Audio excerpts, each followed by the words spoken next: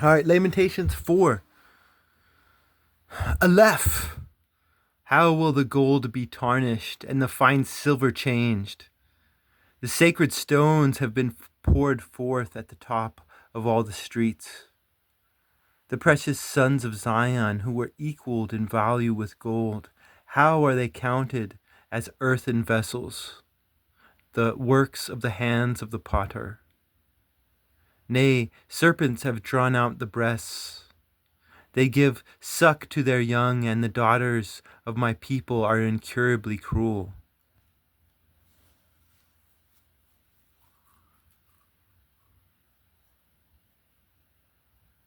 Okay, now of course, this is Jeremiah mocking riches of the earth in this first line.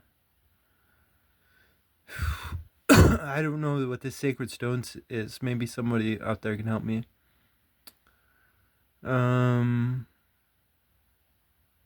How are they counted as earthen vessels? Damn, that's like basically they're buried in the ground. It sounds like. um, the serpents, like in Moses, the serpent is the accuser, right? The daughters of my people are incurably cruel as an ostrich in the desert. I don't know what this ostrich in the desert means. Like maybe somebody could definitely help me with that. That sounds interesting. But obviously, yeah, the accuser, right? Instead of women being nurturing and mothering, they're accusing and they're cruel, right?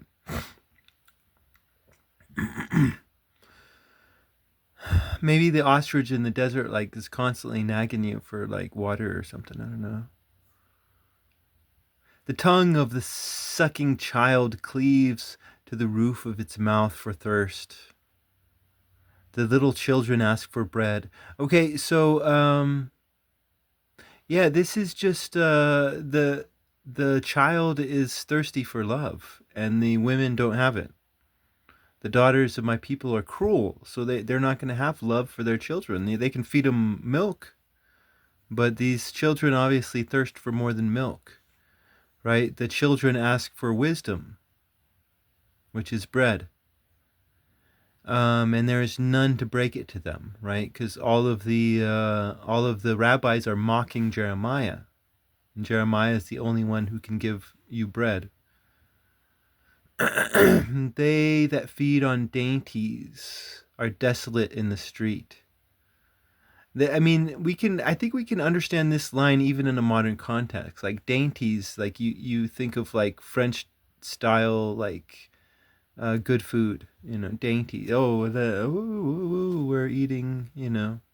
But now they're desolate. And they that used to be nursed in scarlet have clothed themselves in dung. The iniquities of the daughters of my people has been increased beyond the iniquities of Sodom, the city that was overthrown very suddenly, and none labored against her with their hands. Her Nazarites were made purer than snow. They were whiter than milk. They were purified as with fire.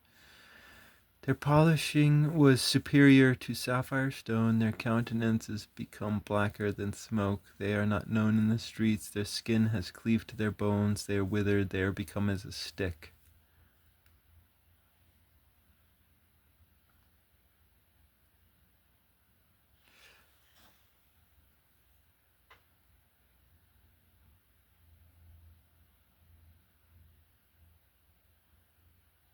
The slain with the sword were better than they that were slain with hunger. They have departed, pierced through from want of the fruits of the field. The hands of tender-hearted women have sodden their own children. What does sodden mean? What does sodden mean? Let's see, how do I add it?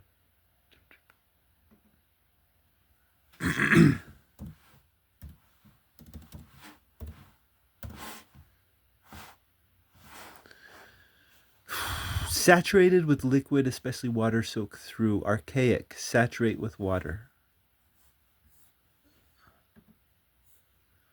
The hands of the tender-hearted women have sodden their own children.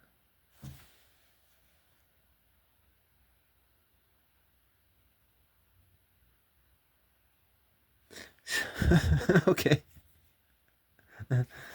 Okay, but what does his hands mean? The hands of the tender-hearted women have sodden. Okay, I get this part. The tender-hearted women have sodden their own children, right? So in other words, they're crying, right? And their weakness have drowned their children in weakness as well, right? This is you know, I mean, this is why the tribe of Benjamin is, right? It's just simple animal husbandry. If you want to change behavior, you separate the generations. Because yeah, no, these children are dying because of weak women. But what is this hand? The hands have sodden their own children. I don't know, maybe somebody can help me out with this first part. They became meat for them in the destruction of the daughter of my people. So in other words, the women are eating their children, figuratively speaking. And again, this is all about morality. And so he's talking about the generational curse, I think. I think he's talking about the generational curse that's going on right now. And generational curse, you know, I mean, you can see, I think they talk about this sometimes in modern psychology, just of behaviors passed on to children and shit.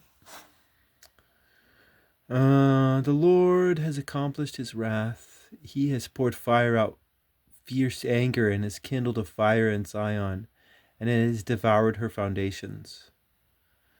Which Jeremiah is happy about, because Jeremiah wants a new foundation, the foundation of the moral Jew, right? That's what he wants. The kings of the earth, even all that dwell in the world, believe that not an enemy and oppressor would enter through the gates of Jerusalem. Right? Well, the kings of the earth were wrong, obviously. So there's this fuck them, they're a bunch of idiots type thing. For the sins of her prophets and the iniquities of her priests who shed righteous blood in the midst of her, her watchmen staggered in the streets. They were defiled with blood in their weakness. They touched their raiment with it. Depart ye from the unclean ones. Call ye them, depart, depart. Touch them not, for they are on fire. Yea, they stagger. Say ye among the nations, they shall no more sojourn there.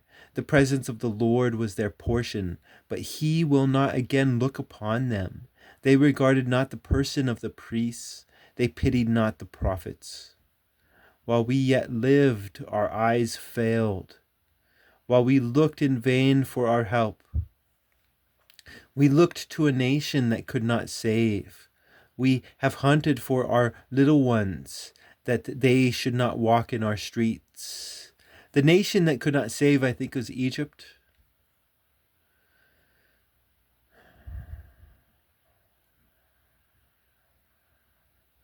We have hunted for our little ones that they should not walk in the streets. So people are trapped within their homes. It sounds like.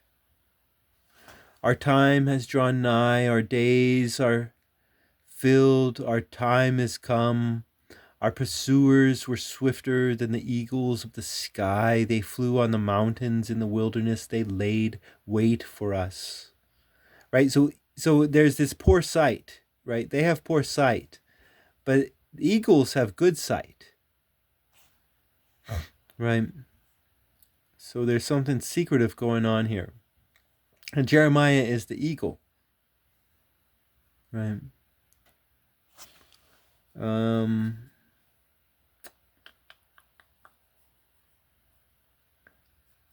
I like this. This is dramatic. Our time has drawn nigh. Our days are fulfilled. Our time is come. Like that's some good poetry right there. Doop doop doo doo doo. They flew among the breath of our nostrils. Our anointed Lord was taken in their destructive snares. Of whom we said, in his shadows we shall live among the Gentiles. The breath of our nostrils, our anointed Lord.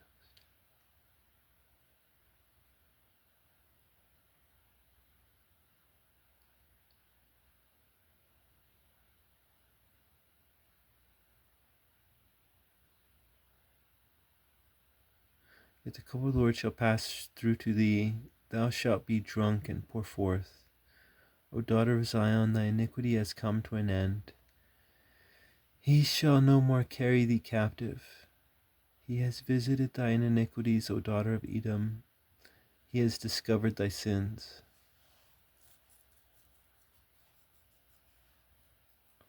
I don't know. I'm really confused at this ending part. Like all this rest, it was pretty simple.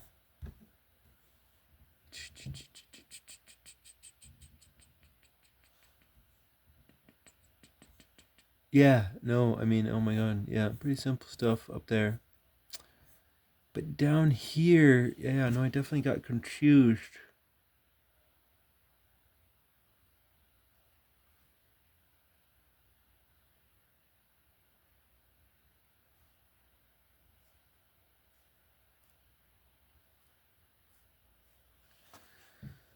All right. Yeah, no, I definitely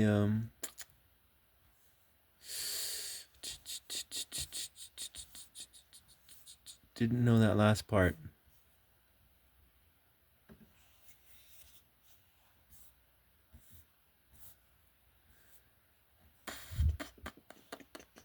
Remember, O Lord, what has happened to us.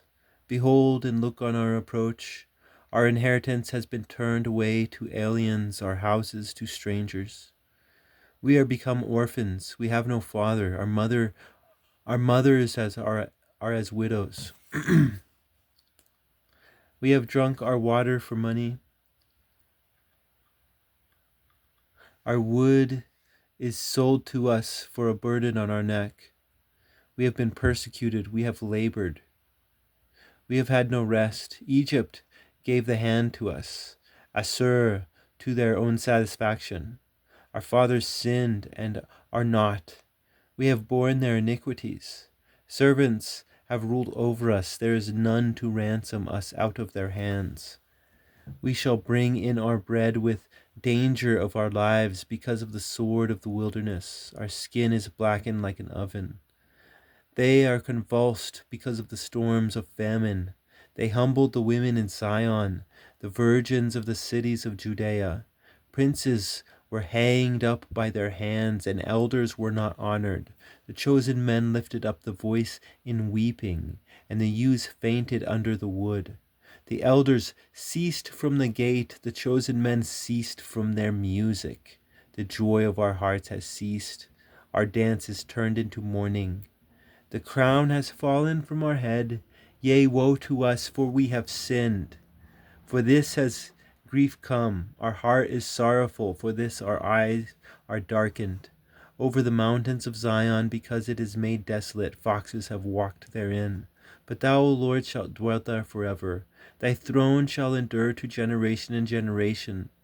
Wherefore wilt thou utterly forget us and abandon us a long time? Turn us, O Lord, to thee, and we shall be turned and renew our days as before. For thou hast indeed rejected us. Thou hast been very wroth against us. Okay,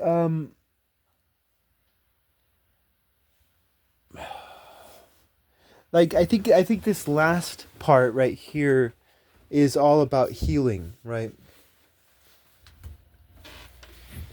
And me, I would appeal to Moses. So Moses, he takes the people out of Egypt, and the people of Egypt they're living in Egypt, and so they're living, you know, they're very weak and effeminate. They're killing their own children. And once they get out into the wilderness, where there's like no air conditioning and you know, uh, no heating, they want to go back to Egypt, right? They want to continue to be effeminate, right? But Moses, he gets quote unquote lost. Like he doesn't get lost. Like he's trying to toughen them up, right? He's leading them out into the desert in order to toughen them up.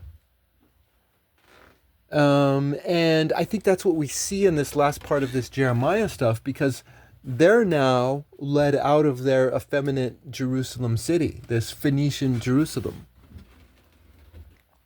And they're now being led out into the desert, but they're going to survive, Jeremiah knows, because the tribe is not the leader.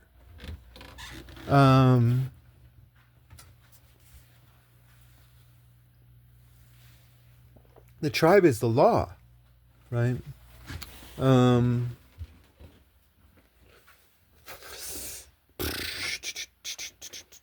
So I think this is a part of the healing, right? This last part. They're oh no, we gotta go out there and get some work done rather than be like a bunch of Phoenicians. Well, not the Phoenicians at the bottom, obviously, but the Phoenicians at the top who don't even have to pay for their own meals. Yeah, no, I mean, I think this last part, that's the healing. Them being led out of Jerusalem will get them back to Jerusalem if they can become, because again, this is about they're now Habaru, right, in this last part. And Jeremiah's happy that the Jews are now fucking back to being fucking Habaru.